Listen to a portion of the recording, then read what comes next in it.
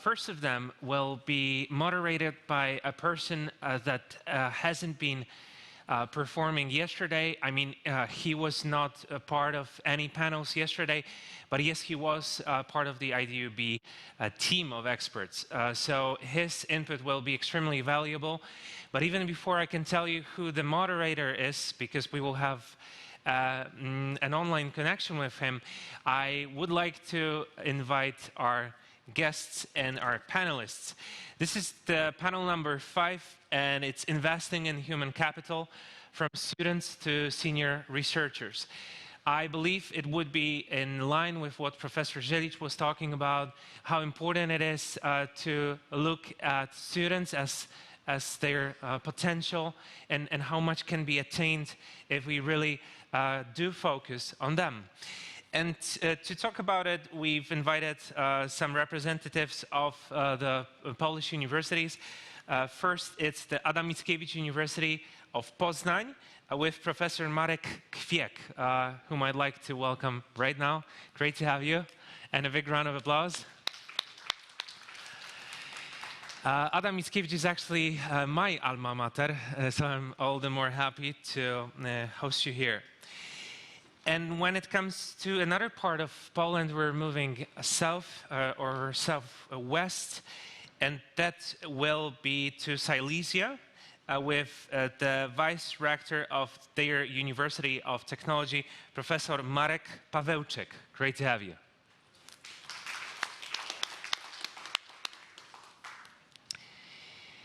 We will also be joined by our third and last panelist in this panel, and that is from the Warsaw University of Technology. Hi. Professor Mongozata Levandovska. Great to have you. Okay, she's arriving.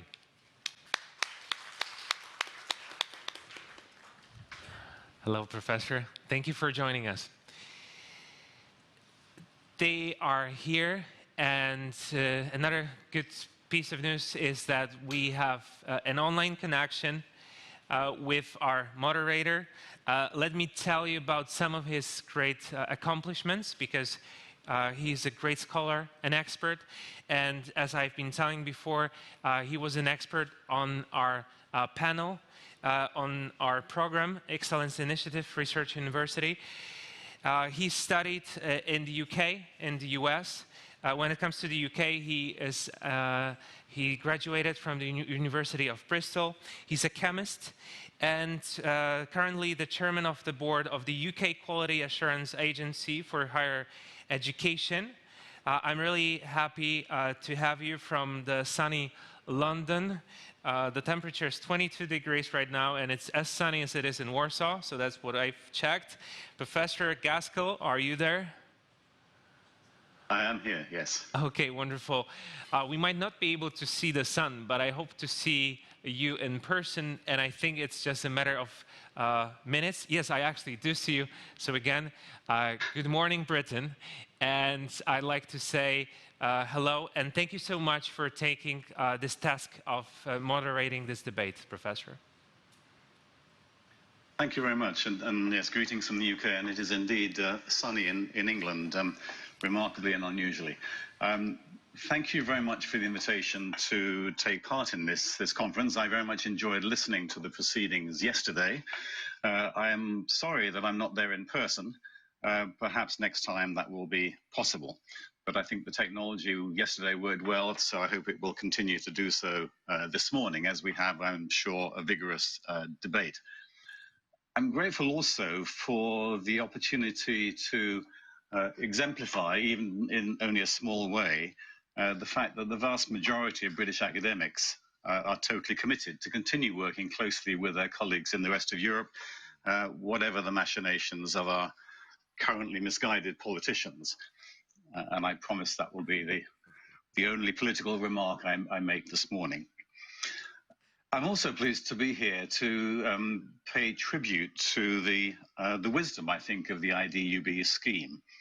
I was very pleased yesterday, as I'm sure all members of the international panel, to hear the comments from, I think it was the rector of Wrocław University of Science and Technology, who said that the results of the IDUB competition had been widely respected within Poland, and that was very good to hear. When the international panel, a year or so ago, presented their recommendations to Minister Gowin in an impressive burgundy folder, that's the recommendations in a burgundy folder, not the minister. The minister, in a great piece of theatre, put his hand on the still closed folder and said, "I accept your recommendations." That was impressive to me, and I'm not sure that the unquestioning acceptance of the recommendations of an international panel would happen in many countries. That he did so, I think, is very much to the ministers and the ministries' great credit. Now, this session concerns investing in human capital from students through to senior researchers. And it's a truism, one that we heard implicitly several times yesterday, but is worth repeating, that the success of universities, whether in the creation or the dissemination of knowledge, is entirely dependent on their people. We do, after all, trade in human knowledge. And it's a universal characteristic of an international quality research university that members of the institution, from graduate student through to the most experienced and distinguished professor, are committed to the research mission and are supported in making their respective contributions. It's therefore, I think, unsurprising that each panel session yesterday made reference to the support of researchers at all levels. And so one might ask the question for this morning, is there anything left to say on this topic? Well, fortunately for this panel, I think the answer is yes. As in yesterday's panel sessions, we will shortly hear statements from each panelist. But before inviting them to speak, I'd like to make some general points to provide further context and to raise some questions that we will come back to in our subsequent discussion. Now, thinking of the range of research contributions from graduate student through to senior professor, I'm reminded of discussions I held almost 20 years ago in Manchester, where I was at the university there, and was heavily involved in the merger between the two institutions, the two major universities in Manchester, a merger that I think time has proved to have been very successful. And I remember a particular discussion where we were debating how in the newly established merged university, we would do better in encouraging our best graduates to stay with us to do PhD work. And then subsequently, we had a discussion about how we should retain our best PhD graduates into postdoctoral positions. And then we discussed how to retain our best postdoctoral assistants into faculty positions. And I made the point then, which I think is important, and that is, while each of those objectives might be sensible and rational, the net result would be a university entirely composed of its own graduates and trainees. And that's a recipe for introspection and internal thinking. And so one question I think we might come back to as we discuss the support of our students and researchers in our universities is how we get the balance right between retaining talent and promoting the turnover of staff and talent that characterizes a vibrant research university. And issues of balance, of course, apply in many of our considerations this morning.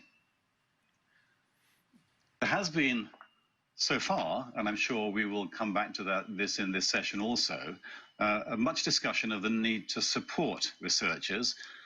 There's been less emphasis on the expectations we place upon them. And so I think a key question is, how do we incorporate performance assessment and management without stifling creativity in individual researchers, or indeed without diminishing academic freedom? Another topic which I think we might come back to, and I'm surprised it wasn't more prominent in our discussions yesterday, is the effect of the COVID-19 pandemic. One consequence or effect of the pandemic, at least in UK universities, has been the severe interruption of particularly laboratory work and other aspects of research. And this has led to the pausing of research projects, and in many cases, the termination of short-term contracts for researchers. There is a great deal of concern, therefore, in UK universities about the effect on the career development of young researchers. And I would be very interested to hear whether some of those effects are felt also in Poland. Finally, at least for now, from me, I think we should address some equity and diversity issues. I'm pleased to see that we don't have a single gender panel this morning, and several panelists yesterday suggested that gender balance is good in their research enterprises. Now, I hope that's true, but I would like to ask whether we are able to be complacent on this issue. What, for example, is done for researchers, particularly early career researchers, who are trying to meet family responsibilities? In your universities, is parental leave available to both mother and father? And what support is offered to researchers on parental leave to ensure the continuation, the successful continuation of their research careers? Now, the written submissions from each of the panelists this morning included information relevant to these questions, but it would be interesting to develop some of these ideas rather more. Now, that is enough from me for now, perhaps more than enough from me. So I'd like now to turn to our panelists and ask for some opening thoughts from them. And I suggest we do this simply in the alphabetical order of their institutions. So could we turn first to Professor Marek Kwiek from Poznan for your opening remarks, please. Good morning, Professor. Good morning, everyone. It's a great pleasure, privilege to be able to talk to you today. I'm happy to be representing my university, IMU, and strictly to the point, investing in human resources, which is students, doctoral students, postdocs, junior professors, and senior professors. Every word is important. Investing. We are talking at AMO about new investments. So we are changing the amount of money, we are changing the way that they are distributed, we are changing the recipients, the structure of recipients, and we are changing somehow the goals of investing. So we are really investing. Please remember it's about 50 million PLN per year. So there is enough to invest. Let me come back to yesterday's idea. With 80% fixed costs, 10% on top of what we have, is 50% of discretionary funds. So I believe it's a lot. It's 50% more discretionary funds. So we have clear distinction in our action lines between investing in students wherever linked to research and investing in doctoral students wherever located and whenever located in doctoral schools. And then we have separate tracks for junior and senior scholars. So whatever we invest, and we invest a lot, let me stress, 100 million or 1/3 of the total funds go to our academics and PhD students and somehow students as well. So we invest a lot. And our tracks make a difference between postdocs and professors, make additional separate tracks to those who are under 40, generally, because in our definitions, young academics are those within the span of 10 years after PhD. So it's between generally, they are generally not older than 40. So we have tracks for those under 40, we have tracks for full professors, we have tracks, a lot of money for our doctoral school. That's a brand new idea, and millions going to doctoral schools is a response to what Professor Żylik said. Remember about the youngest. We have some funds for students to be involved in research groups. Very important. In selected areas, in selected priority areas. We know where it could happen and where it's impossible. Then we have doctoral schools, I would say with millions. It's unthinkable that you can invest, as we do, more than 10 million to 150, then 300, then 450, then 600 totally doctoral schools in the coming years. Millions. It's probably the biggest achievement of this program at AMO. And finally, we invest in, well, we must say this, upper 10, 15% of those most prolific scientists. That's an idea, this idea comes from the following thinking. EU and our authorities invested a lot into infrastructure, buildings, new instruments, new everything. There was money for everything, but not really for academic staff. I would say that was a major deficiency. A lot of money around and absolutely low, unacceptable salaries, and hence unattractiveness of the academic profession, unattractiveness of the academic workplace. We knew it at AMO. We did a huge survey. We got a response rate of 70%, almost 70%. We asked thousands of our academics, what's their dream salary? What's your dream distribution of weekly time? We know everything about our academics in demographic terms. We'll repeat the survey next year. But anyway, we know what they expect. They want to have more time for research, a bit more money. We know their dream salaries. And we use those insights in our project. So just yesterday, as you're sitting here, a new call for proposals for 40 million was advertised for the next 6 years, then 2, and then continuation for another 4 years. And it's exactly increasing the attractiveness of salary, attractiveness of the workplace for between 400 and 600 academics. It's not elitist program, it's not elitist. If we are talking about 400 to 600 people receiving up to 50% more every month for some time, not too long, 2 years, but still some time, it's a significant investment in human resources. But at the same time, investment is people, but investment is also opportunities. And we divide these opportunities into well, demographic sectors, young versus old, doctoral students versus the oldest. So all tracks open in our calls are somehow directed to different, well, I would say demographic sectors of our university, because we no longer think in terms of titles and degrees. We don't really look who is a professor, really, in terms of money we are giving. We don't care about professors. Sorry, I'm also a professor, but I don't care.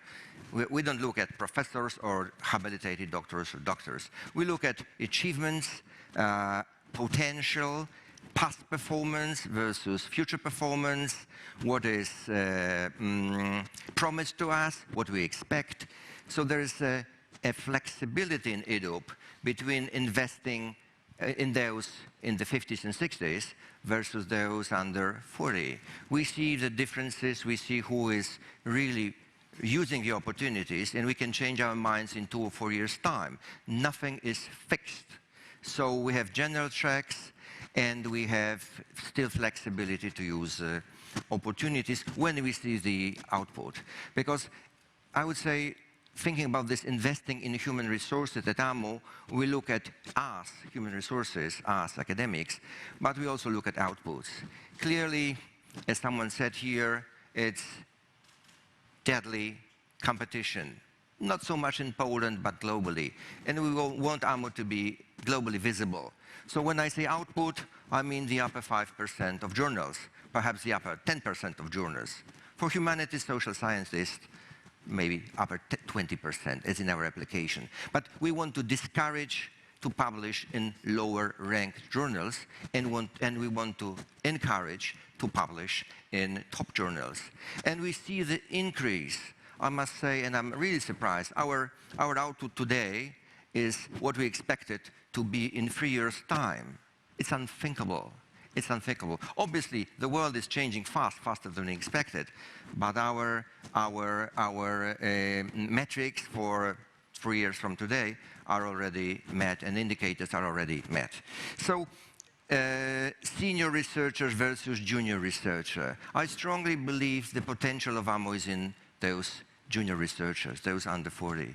We have a full distribution of outputs across disciplines, across faculties, across major publication outlets and indexing systems, and we see the potential there. So we open opportunities mostly, but not exclusively, to those young. We give them opportunities to come, to invite their colleagues to come here. They offer them to go wherever they want, as long as it's rational and somehow scientifically rationalized. So I don't want to talk about the tracks, but generally all opportunities are open to those who are, let's say in general, in the upper 50% of possibilities, opportunities, scientific production. It's not elitist. Let's say it's half of the university, which is right, because in every university, half of academics are not really research involved, are not really involved in supervising top students and supervising top doctoral students. We know this half by half division. I also know about this 10% versus 90% division, top performers versus the rest. I know it, but it's not used in our program. It's just an idea. We know it, but we extend opportunities and we invest in those upper 50%. Some say it's too much, some say it's a waste of money. I'm somewhere in the middle, but I'm not in the decision-making. I'm not the decision-making person. Anyway, we open opportunities to those who want to do something and who can prove they already did something. So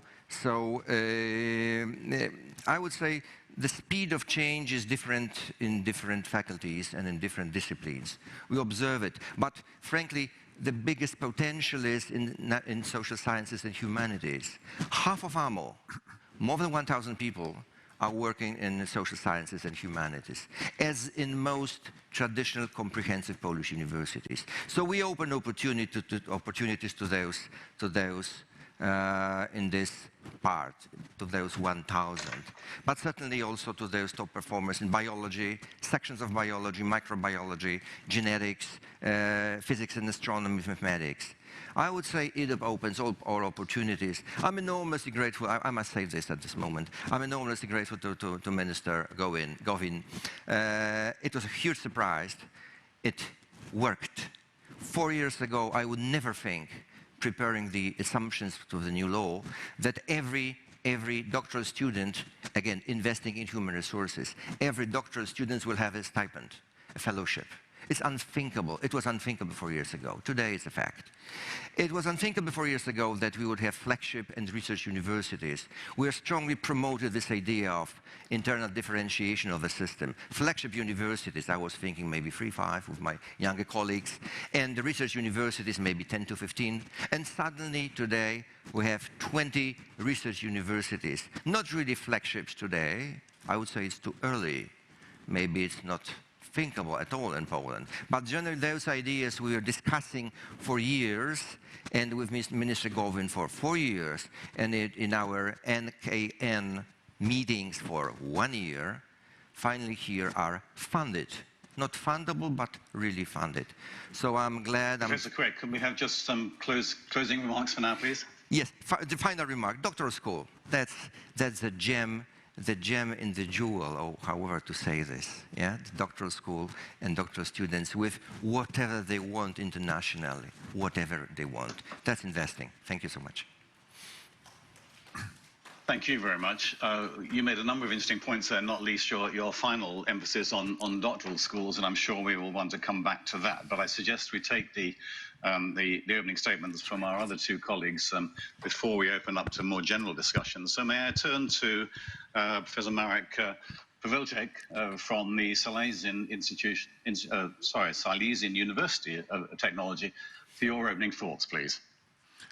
Professor Gaskell, dear distinguished guest, thank you very much for giving us the opportunity to present what the Silesian University of Technology has done and what are the plans for the future. Frankly speaking, after quite difficult financially. The years 2016, 2017, in 2018 and 2019 we started investments according to our possibilities into human capital. So in those times we invested about 5 million Polish zloty for the human capital. So when we were given the chance to participate in the EDUP program, we decided that we are going to use this to first of all develop the human capital at our university.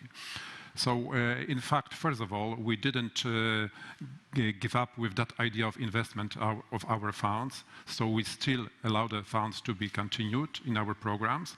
And out of the money which we received from the EDUP program, we invested more than 80% just into the human capital. So in total, it's about 90%. Also, we didn't decide to take any indirect costs because we said that everything is going to be not for the university development, because the development is development of the capital. We believe that if we have very good people working at our university, starting from students, the university will flourish, will develop fast, because the people will be able to acquire different kind of fundings. So you asked in your introductory words about the students, about the PhD students, and about the staff. So let me try to summarize what is the approach in our case. First of all, we believe that engaging students into research is one of the best possibility for development of the university, because first of all, it encourages good students to come to the university.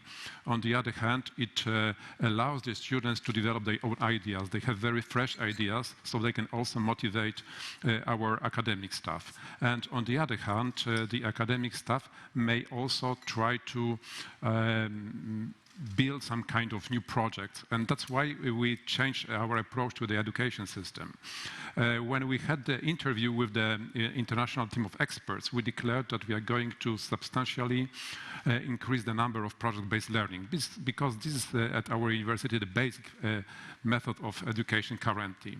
So in fact we said that every year we are going to implement 200 project-based learnings for students, and additionally 200 projects for student scientific associations. So we were asked questions, how it is possible, can we do this? So now I can confirm that even in this very difficult time in 2020, where we have the COVID, the pandemic situation, we ran already in this year over 100 project-based learnings and over 140 for student scientific associations, but we still have a competition for the fall of the year. So we will certainly at least reach or exceed the declared number. And as I mentioned, this gives also very good possibility for the research development, because the students are really helpful. They have the ideas, and the teachers can make also the teaching load more flexible, because they don't need to be very much oriented or only oriented just to complete their teaching duties in a classical way. The teaching duties can be also spread to a kind of scientific work. Just working with the students. The students are working with small groups, and in fact, in many cases, the outcome of every project is a kind of publication or a proposal for a project or start of a kind of collaboration with industry. We also think about our PhD students, but in fact, we approach this problem twofold. First of all, we are very successful in acquiring industrial doctorates. So in fact, we are leader in the country. This is because of the location of the university in a very specific region. In the neighborhood, there is the Katowice Special Economic Zone, which was declared to be the second, now the first economic zone in the world. So there is very, very good potential for us to collaborate, and in fact, they are very good partners. But on the other hand, we also said that, okay, we are going to invest a lot of money for the PhD students, because the PhD students also motivate the researchers, the prominent researchers, to have some new ideas, to be more efficient in their publications and projects. But we organized the PhD school in two stages. The first stage is the competition for the promoters. So first of all, we want to offer to the PhD candidates only the subjects which are really very well defined and which are really trustful. So we appreciate those which are in collaboration with industry or in collaboration with some international partners, which have some kind of project behind. And also we analyze the achievements and the record of the potential candidates for supervisors. So after that, those projects are offered to the candidates.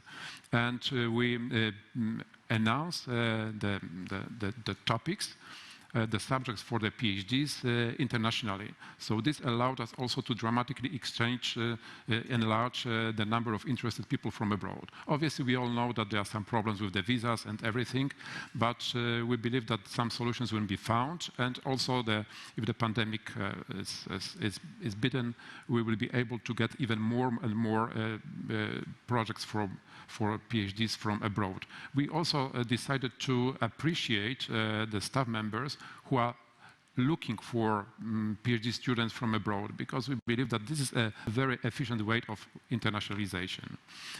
We also do a lot to offer very good possibilities for our researchers, including the young researchers and the prominent researchers. I mentioned that about 90% of the all money we receive because of the EDU program, we invest for the people. But the way of investment is very transparent, it's very clear. It is independent on the structure, so everybody can apply individually. We announced over 30 pro-quality programs of different levels. The programs are to support breakthrough research, because we believe that in this case we may become a leader if something is successful. We also offer programs to improve commercialization. We also offer programs to support those who are very effective in publishing in prominent journals. As my colleague said, we also decided to not to promote very many papers submitted anywhere, but also we believe that the best journals are the best choice, because in this case we also may get very good recognition for the university and for the researchers, which can in turn be invited to some projects, to some teams. But also we appreciate a lot if the publications are in collaboration with partners from abroad. And the better is the institution, the better recognizes the institution, the better is the support from the university. So we also decided to make the career of the researchers very flexible. First of all, we believe that EDUP is one of the tools we have in our hands. But another one is also the periodic assessment system, which is really important to motivate people, because only if these two are working jointly, the success is better possible. So, in fact, we totally changed the assessment system of the academic staff. And we declared a new academic system in that sense 2 years ago. And we are approaching for the first evaluation. And in that system, we allow the people to quite freely select the career path, the development path. That's why we define something which is called individual development plan. So although the criteria are very strict and very sophisticated, we believe that every person is important for the university. We don't want anybody to be outside the leader team, but the person needs to seek for a path which is very good for the person's career development and for the university. So in our university, it's quite easy now to change the path from the scientific to teaching or just to combined. So we can change, but if we choose your path, you need to select you need to undertake some duties which are really helpful for the university. And when you define the personal development plan, it needs to be accepted by the heads of the departments or the faculties, and then you are asked to follow the plan. Obviously, you can improve the plan, yes, but you need to make sure that you will be successful when the periodic assessment comes. because this is really important. So when doing this in such a way that everybody needed to define the individual development plans, people are aware of what they expected, yes, and they are aware, and they need to monitor gradually and constantly, continuously the career. The career is also monitored using different tools at the university and also using the heads. We also allow the students to have something similar. We allow them to also form the study programs in a quite flexible way. We are in the process currently, so we are still changing this process, but we have the strict goal, yes, that the student needs to also be a very responsible person and needs to select their own path, particularly the second level of study, but also starting from the first level of study. So there will be a very many subjects to select, and the specialization will in fact be a result of the career selected by the students. So we believe that in such a way, the students will be more involved, they will be more concentrated also on the research. So we also allowed for very many possibilities concerning employment of people from different universities or from abroad. But we say that everybody, even working currently for the university, is important to us. We don't want anybody to be outside of the plan. So we say, okay, we may appreciate everything, we may appreciate the engagement, but everybody has the same chance. So not only those who are invited to come to the university, but also our staff need to have the same possibilities. So we define the very strict rules to employ people from outside the university, but the starting point is just similar or a little bit better compared to other staff members, but the possibility, because of the programs we offer, is absolutely significant. When announcing the job offers, we even give an example which shows that what we offer to the people working at our university even exceeds those offers which they may have working in world-class universities. So we believe that in such a way we may attract very good people. What is important, we are also trying to acquire international projects. This is very important for the collaboration and also for the development and also for the recognition of the university. So in the EDU program, we just concentrate on the international projects. So we support people in acquiring the projects and also in running the projects. So we establish some kind of new bureaus, new offices, new institutions to support, to reduce the administrative workload. So even if somebody is getting a number of projects, will be able to run the projects, because just if the person agrees, we may take the workload, administrative workload from the people. Some of them prefer to do it by their own, but if they can, that's okay, but otherwise we may do this from the point of view of the university. And again, Professor Pitelchek, if you could wrap up now with your opening remarks. Just a final comment from you. Would you make a final comment for your initial opening remarks, please? So the final comment is that, in fact, what I said at the beginning, that the human capital is the most important for the university. We need to give offers to our current staff members and also to attract people from abroad, but with similar possibilities. Okay, thank you. I'm sorry to cut you short, but and the enthusiasm of the first two speakers is, I think, indicative of the amount of progress that is being made in those universities. But I wanted to make sure that we leave time for some discussion after these opening remarks. So let us turn now to the third of our panelists, Professor Nagorjata Levandoska from Warsaw University of Technology, and have some opening remarks from you, and then we'll move on to a more general discussion.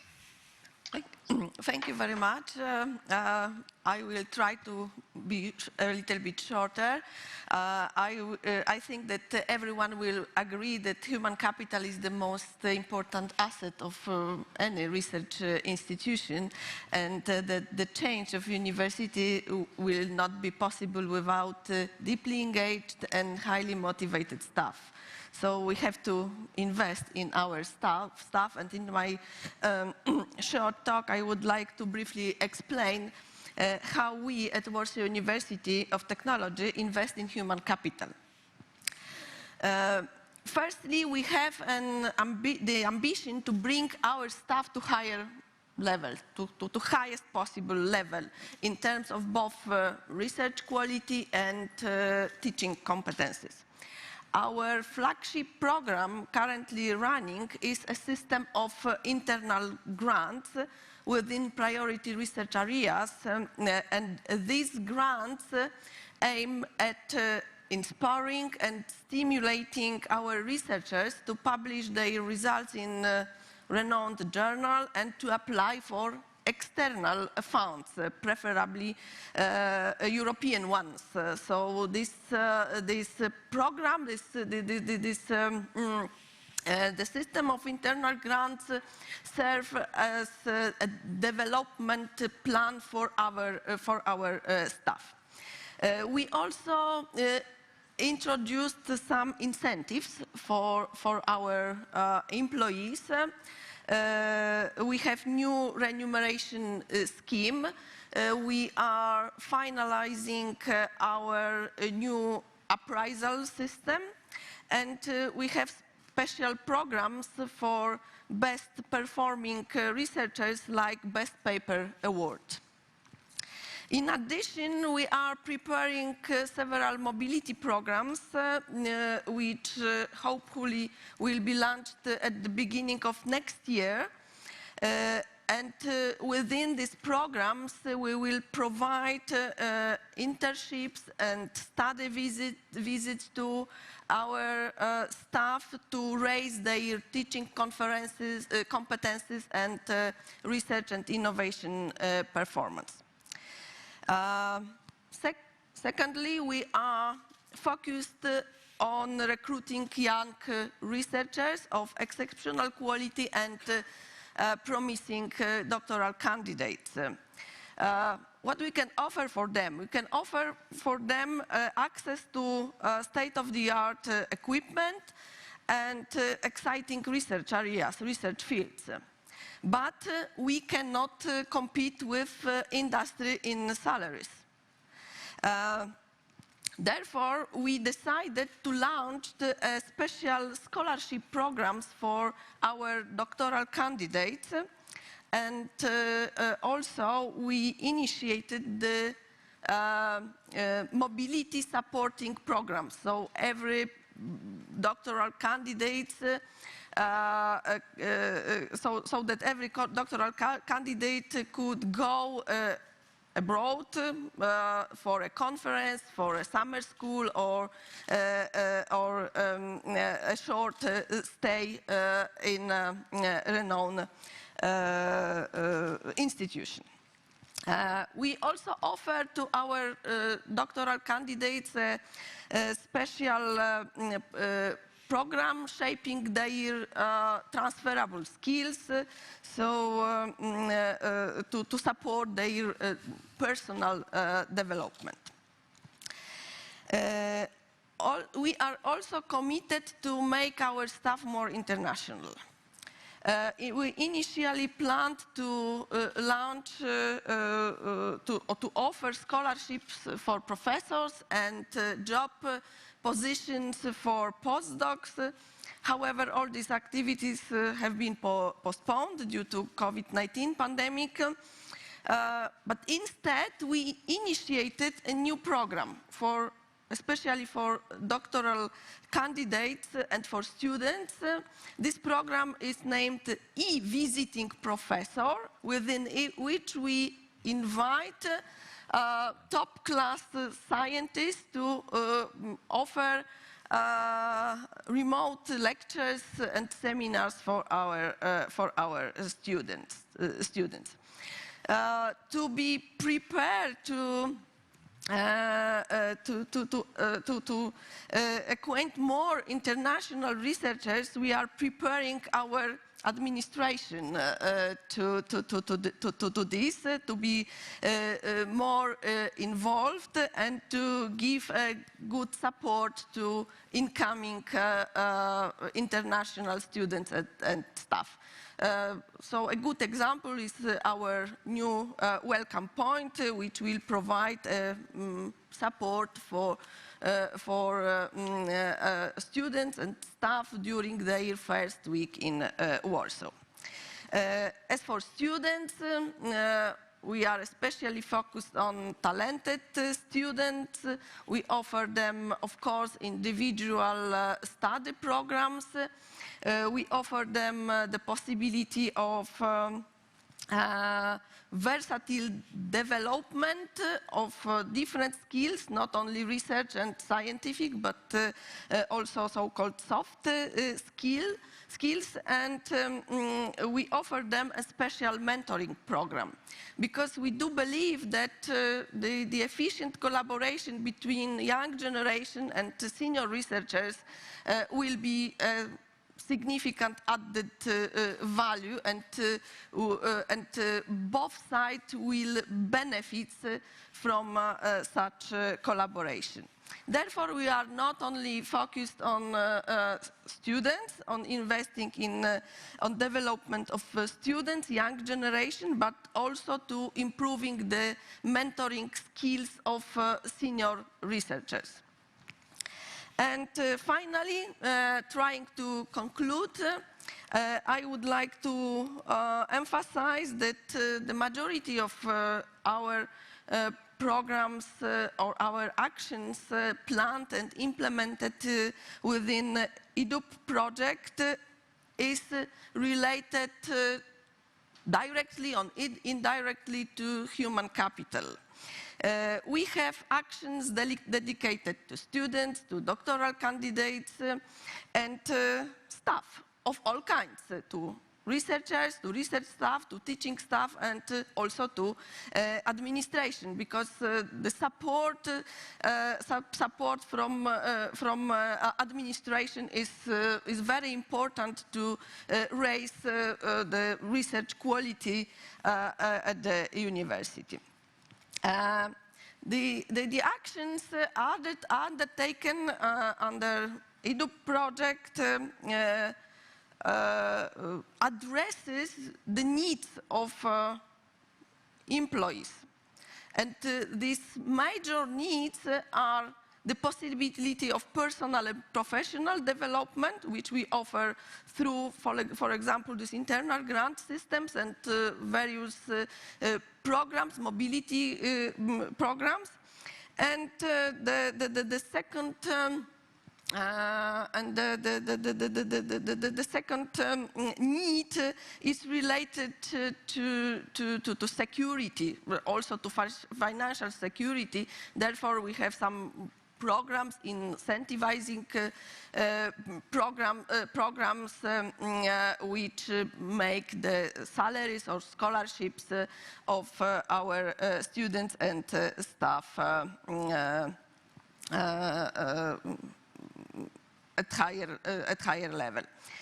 The goals, the final goal of the university is to have research staff performing their research at top class level, to have teaching staff using modern teaching methods, and to have friendly and supportive administration. And EDUP program is only a part of our activity, and such defined goals are in agreement with the strategy of the whole University of Warsaw, University of Technology. Thank you very much. Thank you very much. Each of you has raised some very interesting points, which I think we might discuss now in further discussion. In fact, you've raised, I'm sure, too many points for full discussion, so I picked out just a few that I think deserve focus. One, in fact, each from the presentations you've made. The first of those relates to the establishment of doctoral schools. And I know at least two of you have established a doctoral school. I'm not sure about the Warsaw University of Technology, perhaps there also. What I'd like you to reflect on, if you would, is the advantages you see in having a formal doctoral school. There was a great deal of discussion amongst UK universities a number of years ago about the wisdom of having doctoral schools. On the one hand, the cohesion of effort that is achieved with a single doctoral school is largely to be welcomed. On the other hand, some academics would argue that a doctoral school is detrimental to the traditional apprentice-style relationship of the student to his or her mentor. So I wonder whether each of you in turn might reflect on the value you see of having a single doctoral school and what that is achieving in your own university. Now, for simplicity, I suggest we take comments in the same order in which you made the presentation. So perhaps, Professor Quirk, you mentioned doctoral schools in Poznan. Would you reflect on those points about the value and possible disadvantages of a doctoral school? Yes, Professor, with pleasure. I believe there's a number of advantages. One is central recruitment. We used to have dozens of smaller level doctoral schools or doctoral education in semi-kingdoms of faculties. And now we have a one centralized 150 students a year doctoral school, which makes a hell of a difference. We expect from every doctoral student a personal development plan. We expect them to have their supervisors early on, like in the first semester. We pay everyone, so we can expect much more than previously. I can see a lot of advantages. Also, when we prepare funds, we have funds for just doctoral school, one item, one unit, rather than doctoral education in 20 or 25 faculties. So that's as far as advantages go. We also, one more advantage is we have a teaching plan, like regular seminars and teaching for all students from doctoral school. So they receive a general something, say in my case, how to publish well, education at the same level, the same quality. You ask about disadvantages.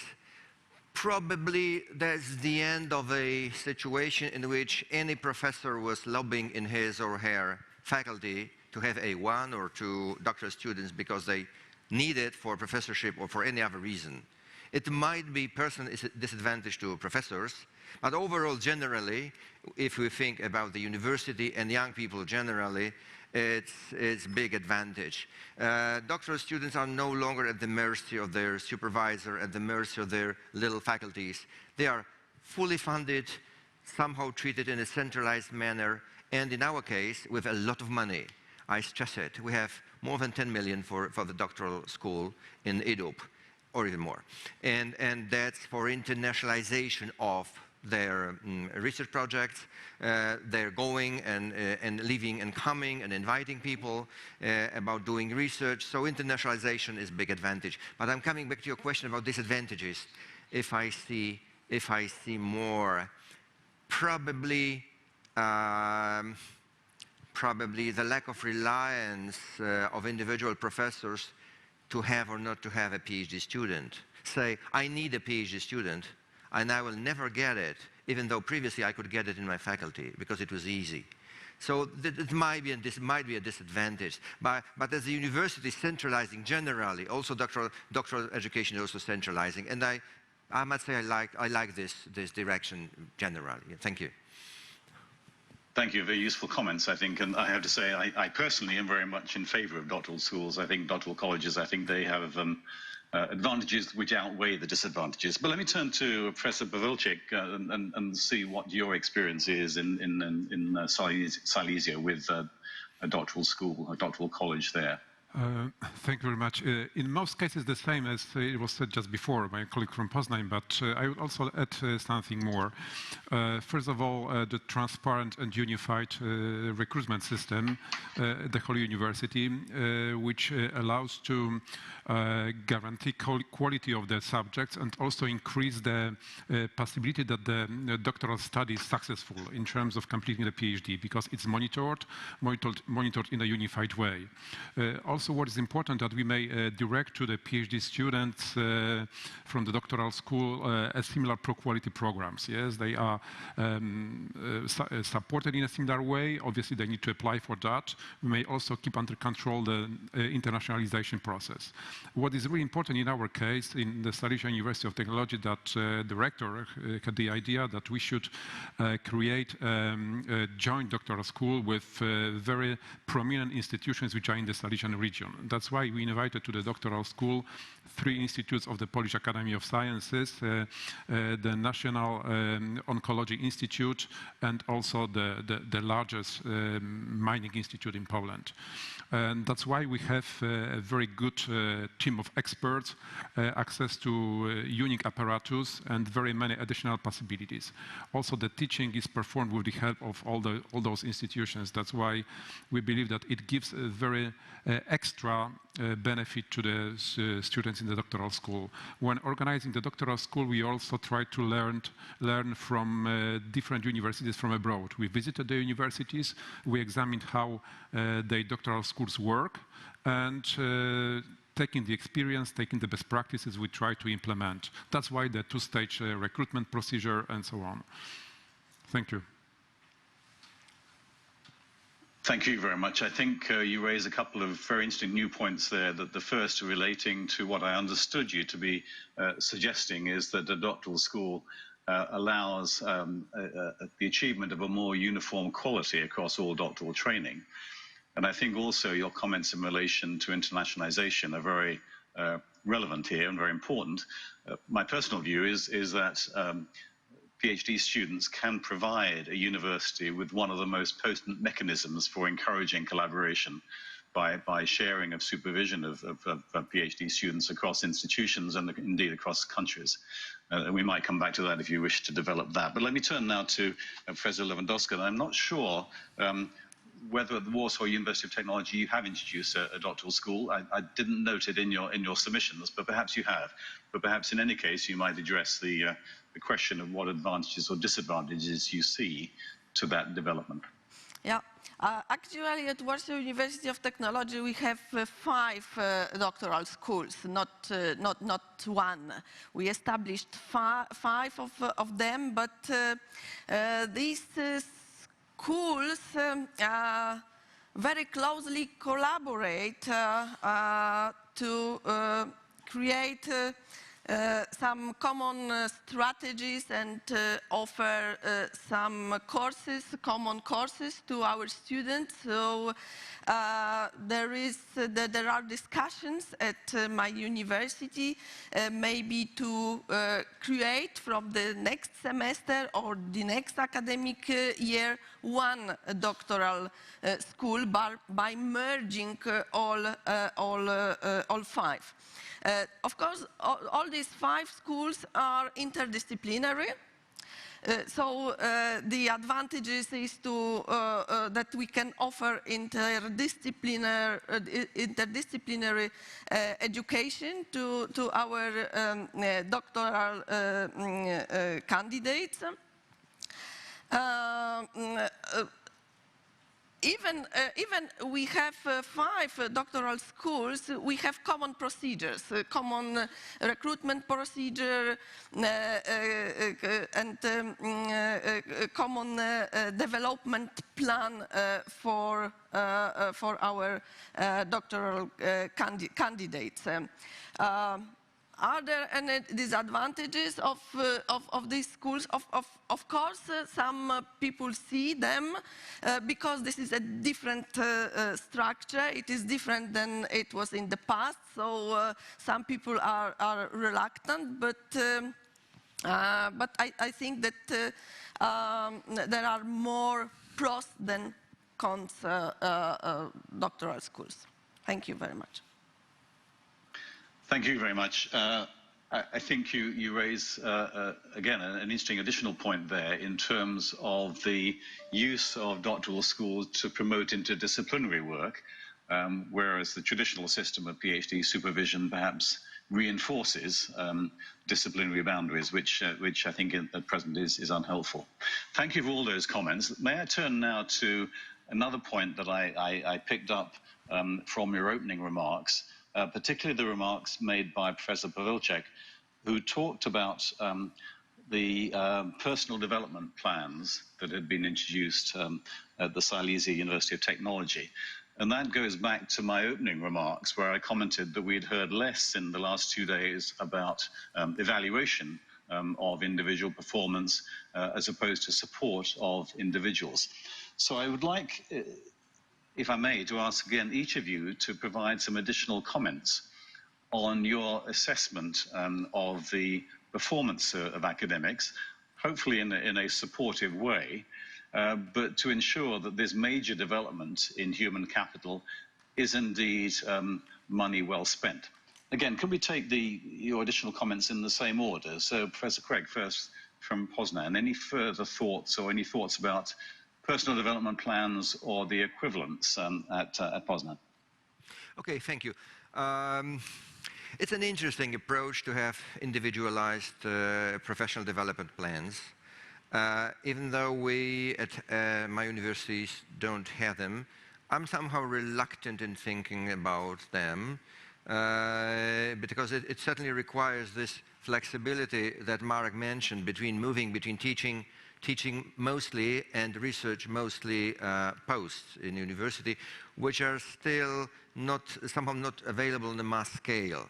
I mean, with those development plans, fantastically, we have goals. If not reached in teaching or in research, you have to change the group from teaching mostly to research mostly, or the other way around, probably for research mostly to teaching mostly.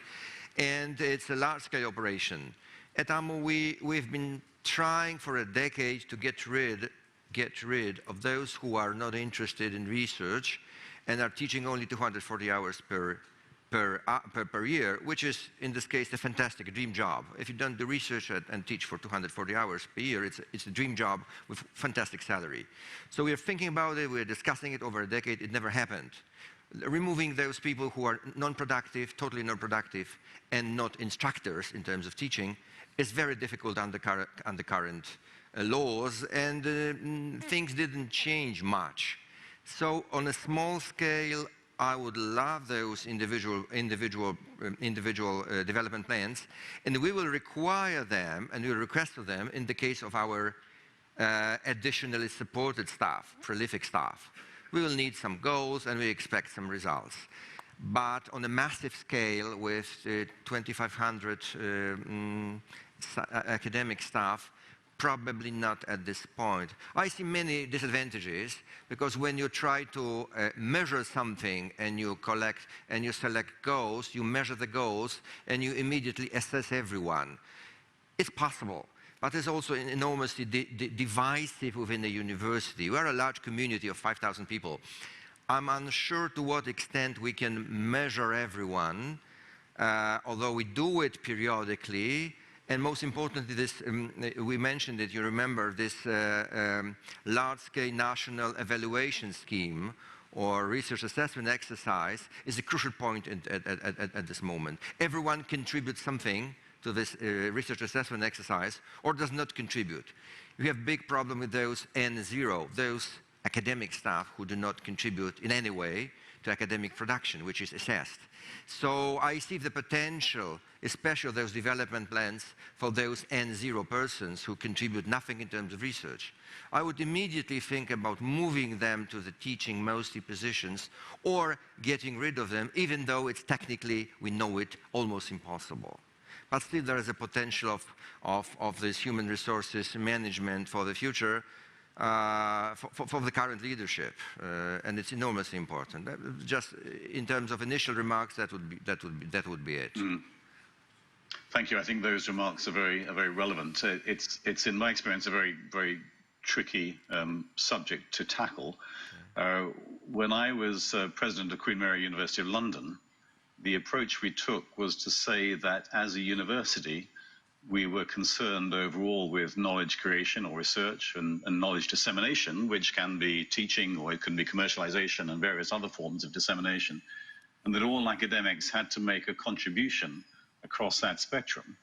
But the balance of that contribution was acceptably different for different members of the academy. It's a difficult concept to put into practice, I agree, but one that I personally believe is worth pursuing if we can. Could we turn now then to further thoughts on this issue of assessment or appraisal to Professor Pavelchik? And who you dealt with this in some length in your opening remarks, but you also made reference to the importance of commercialization of research. And I wondered whether specifically I might ask whether the personal assessment plans or personal development plans acknowledge contributions in commercialization as well as contributions in basic research or teaching. Thank you very much for this question. You know, it acknowledges a lot.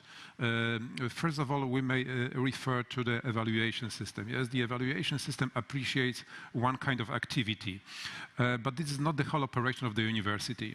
We have a number of people, and everybody is important to us. Yes, so the approach is not to punish, is to motivate and to give everybody the opportunity to do something for the university.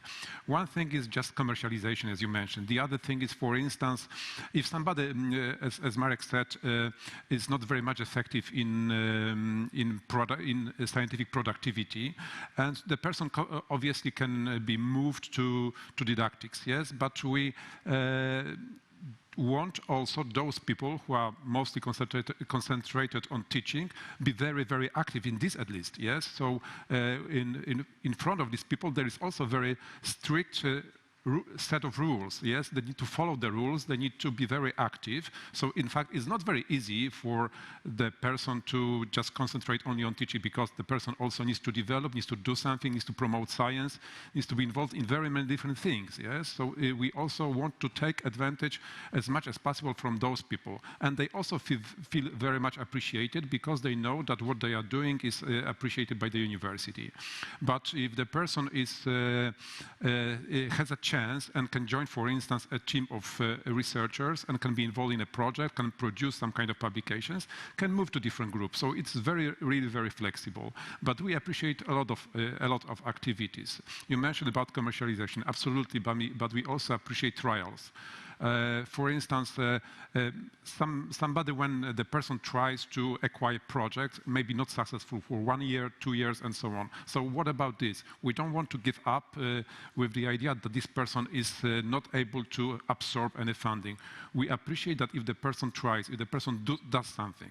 We also need to promote science. We also need some people who organize some kind of very special activities for students, who are involved in some kind of administrative duties.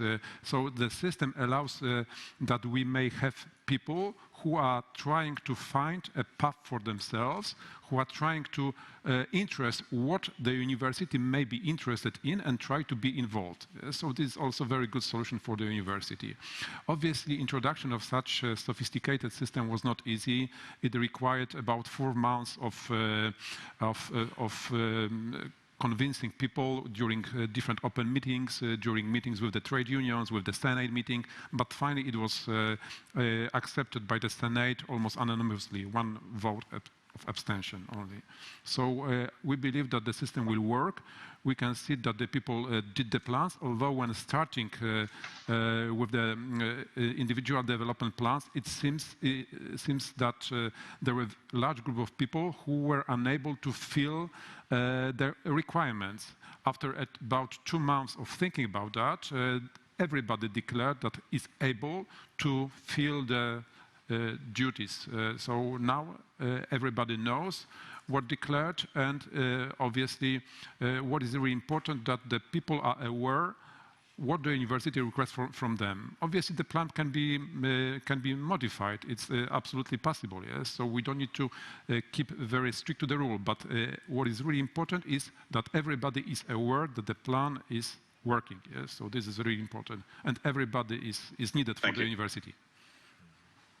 Thank you very much. We're fast running out of time, and I want to give Professor Levandoska a moment to comment on this particular topic of personal assessment plans, or equivalent. Meanwhile, perhaps our hosts can collate any questions which have been submitted online, and then in a few moments we'll take questions also from the live audience. But before that, very quickly, Professor Levandoska, any additional thoughts about appraisals, assessments, personal development plans, in your university? At my university, personal development plan is something new, but it is required for doctoral candidates in doctoral schools. In the past, for former doctoral candidates, such a plan was not required.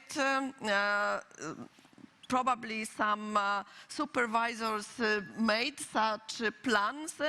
I personally was obliged to do such plans for students. I had within a European project, Marie Curie Action on it was a type of initial training network. So this is something new for the whole community of the university, but will be an important step in planning education of doctoral candidates. And as for evaluation, we have a formal evaluation of our doctoral candidates after 2 years of studies. And of course, in between, they are evaluated by the supervisors, let's say, at least every year, because they have to be promoted to next year of study.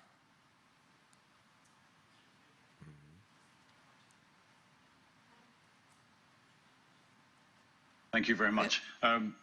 We are running out of time. Could I turn now to our host to see if there are any questions in the live audience or submitted online?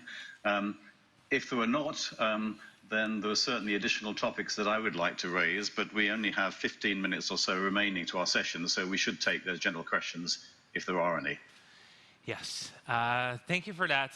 And I will now take a look at the hall, at our lecture hall, and I see that there's one question from our frequent contributor. You're welcome, and thank you. Is it working? Okay. Many thanks for the very inspiring discussion. I think this is really the key part of our proposals.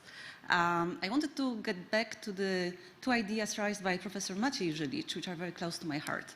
And one of them is indeed, when we discuss the HR, we are focusing on scientists, which is obvious, but then there's this second part of our staff that should support scientists, and we see that there's some lack of sufficient support at times.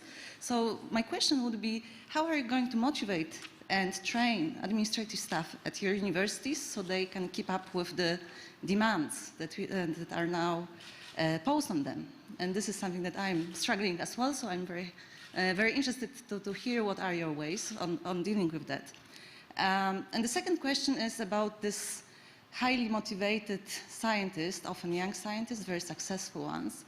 Why should they choose your university? What are these profits? Because I can assure you that millennials, and I'm a representative of millennials, I don't really care if you give me 50% of increase of the salary. I want something more from the organization I'm going to work at.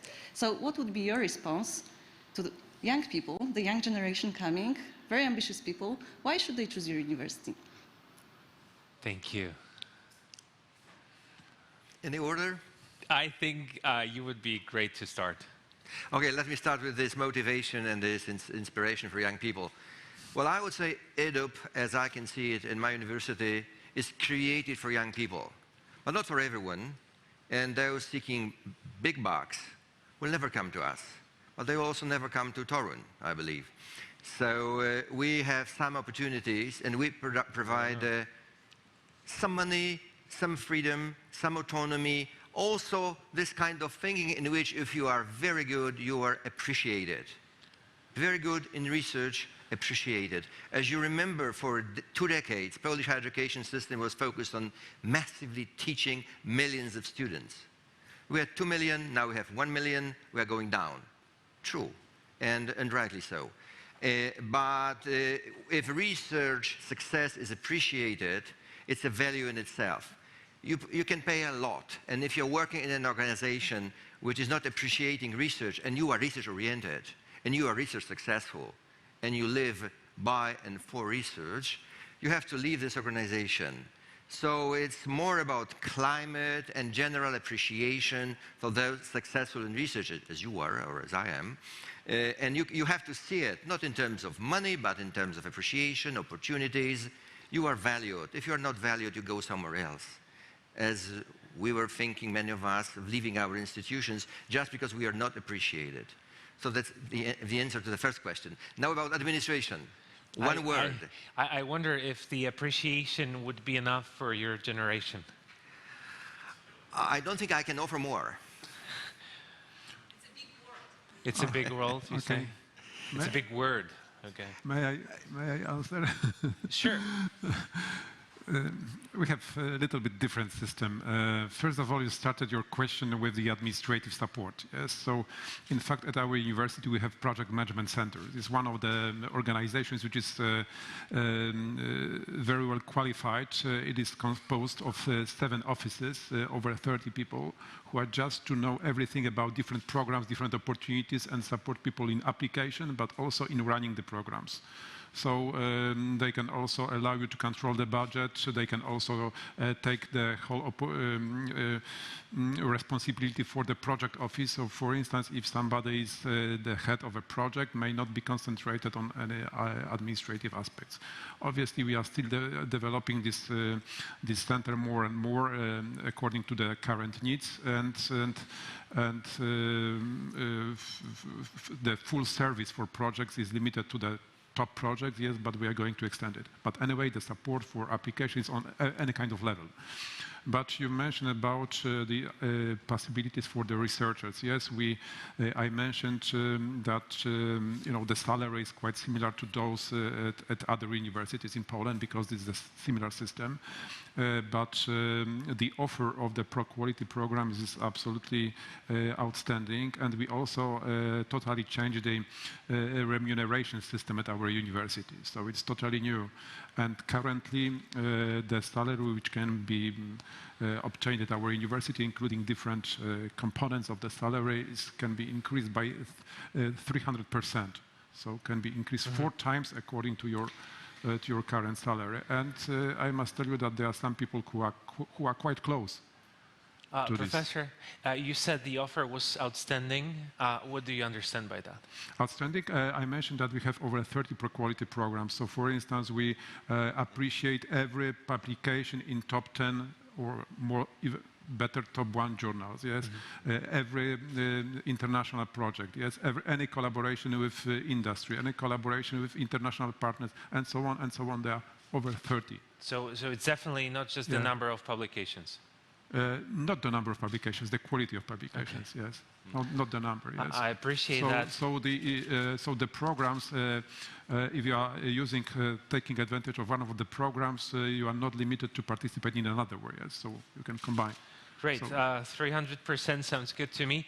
I think we do have some feedback from one of our experts, actually. If you would be so kind and approach this microphone, that would be very helpful, Professor. Thank you very much. I have one comment on the doctoral school. Our university started central recruitment and in fact a central doctoral school in 2015. And I remember several discussions, very severe discussions with Polish National Accreditation Commission about that, because we were criticized for that, having this. So we are great supporters of this kind of doctoral schools. But I have one comment, and I think there is one disadvantage. Very often we get letters from foreign students who are looking for positions.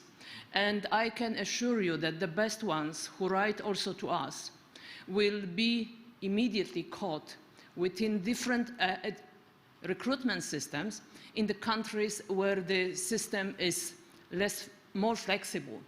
So we really lose every year a couple of very good students who manage to finish their studies in different programs, so they are free in February, January or December. What's the... And this is a real problem. Because then we have to use, different tricks to involve them into the system. What's the least flexible aspect of it? What's the biggest problem? I mean that it have flexibility in accepting students so it's too slow, too formal, too formalized? Yes, immediately. We have now very strict system of evaluation of PhD candidates. This is one thing. And the second thing is that it's something that really borders me for quite a long time, that we are discussing about researchers and educators at the university, and there is quite often a very simple way of doing this. If you are not a very good researcher, we shift you into the group of teachers. I think good university need good teachers, well-prepared educators, who will not be there because this is second choice of people. We need to educate very good educators for the research universities. And it's not enough to say, you have no accomplishment in papers, then you will teach students. We need very good researchers who will have time to teach students. And we need to have educators and teachers who are not there because this is second choice of the university to put them into a teaching track or research track. And then this is something that we really have to take into consideration when building up individual strategy or individual career path. Thank you. Thank you very much, Professor Woźniak of the Medical University of Łódź. She's the Vice Rector for Research and International Relations. Would you like to relate to that? And also our dear moderator, would you like to relate to that? Yes, Yeah. I'm moderator. Sorry. Shall I go first, or? Oh, please. Sorry, who is going first? You, Mr. Simon. Okay, pleased to. Let me say two things in relation to recent comments. The first, I absolutely agree that those engaged in our research universities, primarily as teachers, should be undertaking that because they are outstanding teachers, which take on a workload which reflects their focus. In other words, teaching staff shouldn't simply be academics who don't do research. They should be teachers who are outstanding and take on a correspondingly higher load.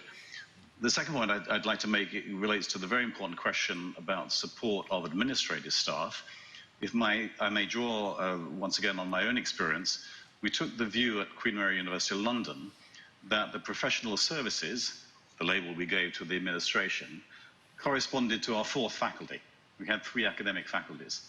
And the notion behind that, the rationale for that way of thinking, was that it implied 2 things.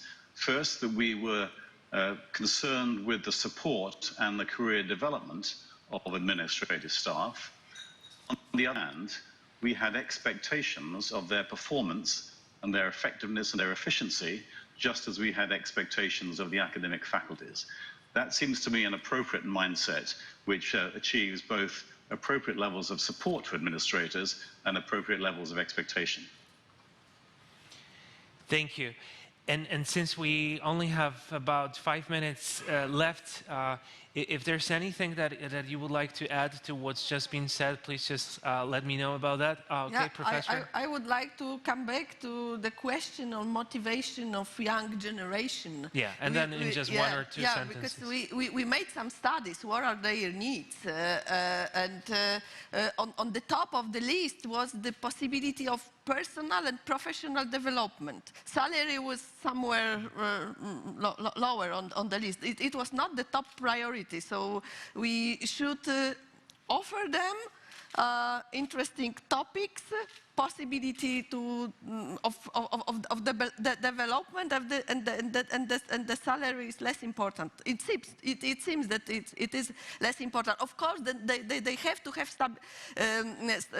a kind of financial stability, because otherwise they will not work with us. But nevertheless, this is not the most important thing. I think this is a great study that you've done, because it really does prove the point that the representative of the University of Torun was making. And so since we really are running out of time, I'd like to let our moderator, Professor Simon Gaskell, have the final word. Thank you, and I will be brief. I was just reflecting on the fact that it's common at conferences like this for the final discussion session to be a little bit jaded, perhaps less enthusiastic, because so much has been said beforehand. And I think it's a reflection of the importance of our topic that this discussion has been very vigorous, and indeed we are have struggled to stay within time. That's also, I think, a compliment to our three panelists, who each have produced, I think, some very interesting ideas. Not interestingly, a uniformity of opinion, for example, about personal development plans, and that's natural, but also is a good basis for a very productive exchange of views. And I hope the audience, whether in the hall or remotely, have taken some good ideas from this. We also, I think, had a very interesting discussion about doctoral schools, and I think that a frank recognition of the many advantages and the occasional disadvantages of doctoral schools will enable their success by not least accommodating what minor disadvantages there are. What is, I think, united us is the emphasis on human capital. And I think it's been reassuring to hear that each of the three panelists essentially began their statements by saying their primary investment with the new funds under the EDUB scheme has gone towards the support of human capital. And that goes back to my initial opening remarks, where I emphasized what we all know, that the success of research university will be dependent on the collective success, individual and collective successes of all the members of the university, from graduate student through to senior professor. So I'd like to close by, again, expressing my gratitude for the opportunity to take part in this panel and this very interesting conference, and to thank specifically our three panelists for what I think has been a very stimulating discussion. Thank you. It was indeed, and this round of applause is well deserved. Thank you, and it was directed to Professor Simon Gaskell for sure, whom I'd like to thank for hosting this, even though the physical distance between us was quite big. The mental connection was obvious, and thank you for sharing so many great thoughts. And the same goes to our wonderful panelists, who indeed have done a tremendous job. And also we appreciate the input from our audience. And I wish this could take or last longer. But thank you, dear panelists, Professor Marek Kwiek from Adam Mickiewicz University, Professor Marek Pawełczyk from Silesian University of Technology, and Professor Mongozata Levandovska of Warsaw University of Technology. It was wonderful. Thank you.